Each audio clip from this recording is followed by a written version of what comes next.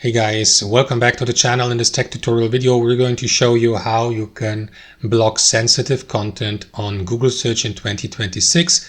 So let us dive into this.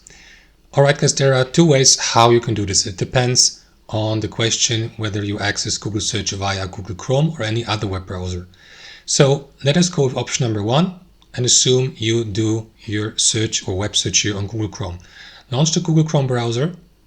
Navigate to these three dots on the top right and choose settings. Here inside your settings, navigate to privacy and security, and there guys, navigate to security there. And make sure that you enable safe browsing, for example, standard or enhanced protection. Which one you go with is up to you. You can read through the features here by expanding or collapsing that menu. There's also the option to disable the safe browsing, which is here expressively not recommended, so I'm not going to use this. So I'm going to stay at enhanced protection to filter, to block any sites that are sensitive. And yeah, you can do this via Google Chrome, but there's also an option to enable or to enable a similar feature like the safe browsing here on Google search and to block sensitive content and website.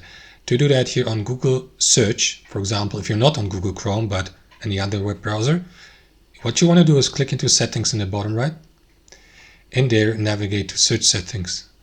And here guys, under privacy and safety, you will see the content tab with the safe search feature. So it almost sounds the same as the safe browsing.